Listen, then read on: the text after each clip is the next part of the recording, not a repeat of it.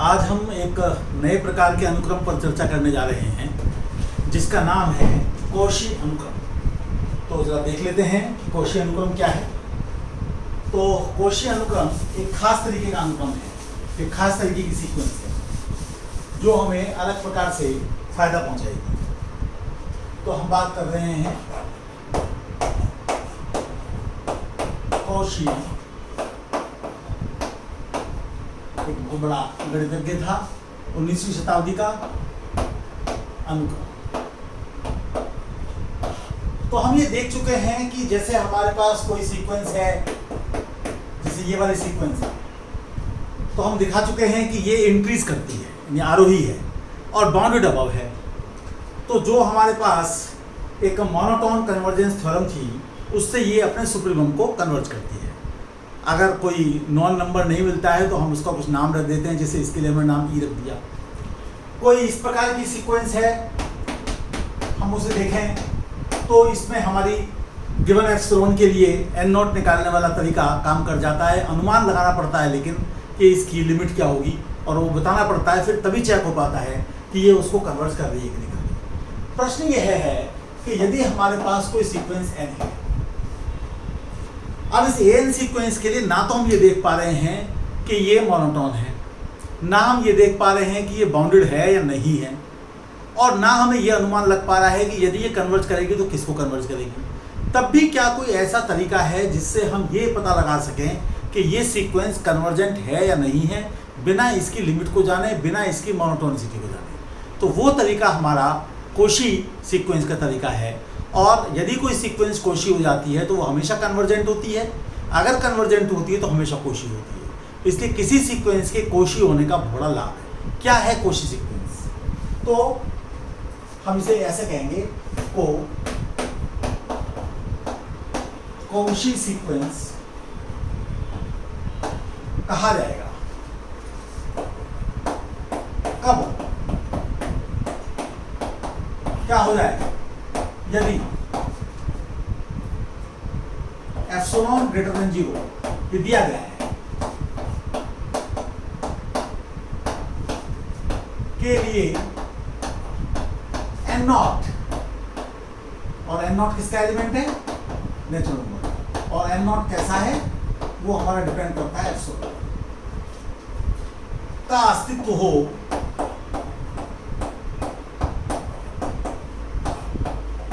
हमें नहीं पता कि लिमिट क्या है,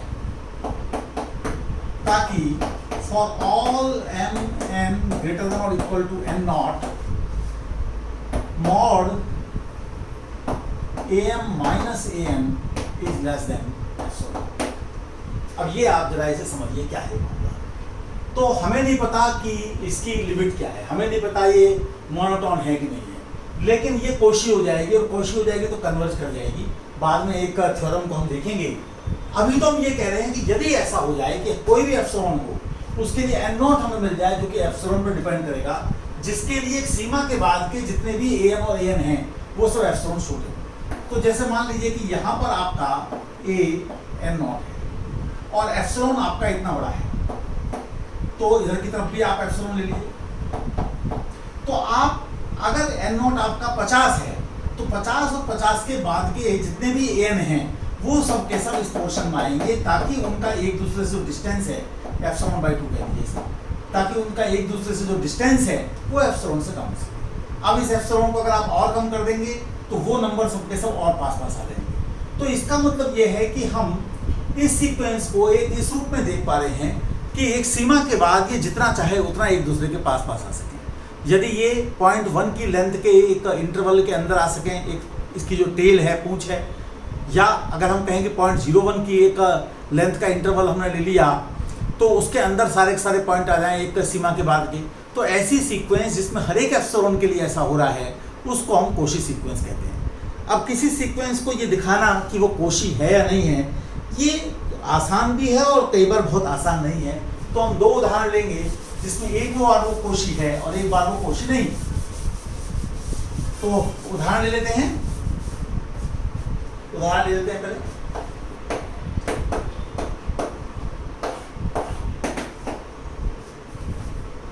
दिखाइए कि 1/m कोशी अनुक्रम है।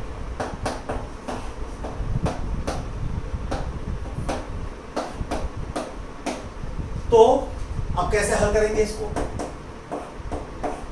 माना एप्सिलॉन ग्रेटर देन 0 दिया है, एन नॉट जो कि डिपेंड करेगा एप्सिलॉन पर, जो कि खुद एक नेचुरल नंबर है, के अस्तित्व को दिखाना है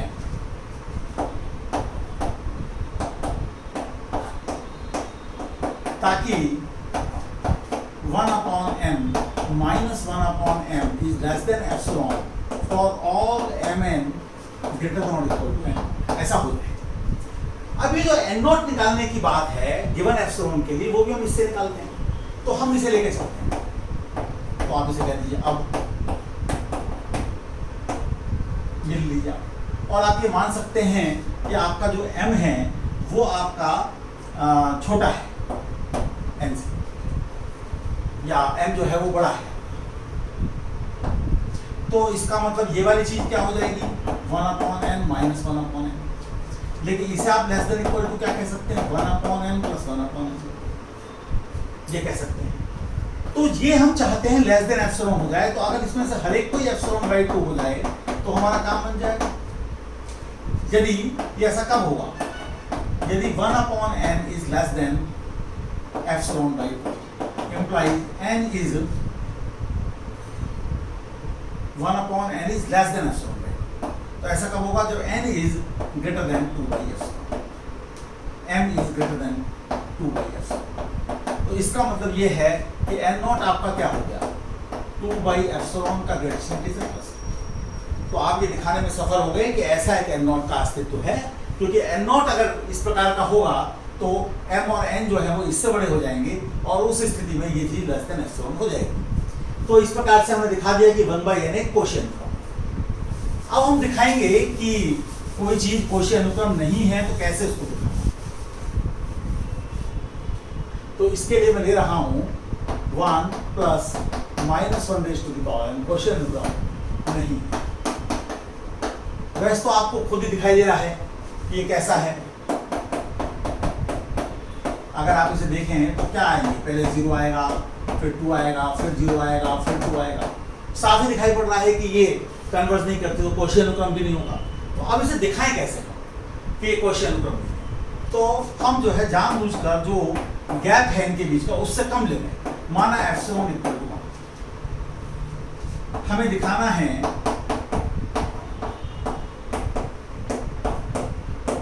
कि प्रत्येक n not belonging to n के लिए अब कुछ खास तरीके के आप ले लीजिए। जैसे आप इसे जो है सीक्वेंस को an कह रहे हैं, an minus am is greater than epsilon equal to 1 for all किसी n और m belonging to n greater than equal to n। तो आप इसमें थोड़ा सा एक चालाकी चलते हैं। आप इसमें m को एक सुविधाजनक ढंग से आपको जब कंट्राडिक्शन दिखाना है तो कुछ खास भी ले सकते हैं। ये दें, अब ये कितना आएगा? तो ये आ जाएगा हमारा 2। तो कोई भी दो कंजुगेटिव लें तो 2 है। और ये कैसा है? Greater than epsilon. चाहे कितना भी बड़ा आप n ले लें लेकिन आपका ही होगा। n नॉट आप कैसा भी ले लें हमेशा ही होगा। तो ये कोशी सीक्वेंस नहीं हो सकती, इसलिए ये कन्वर्ज नहीं कर सकती। तो किसी सीक्वेंस को कोशी दिखाना है तो हर एक एप्सिलॉन के लिए दिखाना पड़ेगा कि कोई ना कोई n नॉट एग्जिस्ट करेगा जो हमारे काम को करेगा। और जब हमें दिखाना है कोशी नहीं है तो हर एक एप्सिलॉन के लिए आपको दिखाना पड़ेगा कि कोई भी आप एप्सिलॉन ले लें उसके लिए आपको n नॉट मिल जाएगा जो आपके काम नहीं करेगा। कोई ना कोई एप्सिलॉन जरूर मिल जाएगा। तो एक एप्सिलॉन मिल गया, इसलिए कोई n नॉट नहीं मिल सकता। कितना भी बड़ा आप जो है n नॉट ले लें, लेकिन जो तो कंजुगेटिव टर्म लेंगे उनका जो गैप है वो आपका एप्सिलॉन से बड़ा है। तो इसलिए ये क्वेश्चन अनुक्रम है। तो इसी के साथ मैं अपनी बात समाप्त करता हूँ। अगली बार कुछ उदाहरणों के साथ और कुछ प्रमेयों के साथ आपके सामने उपस्थित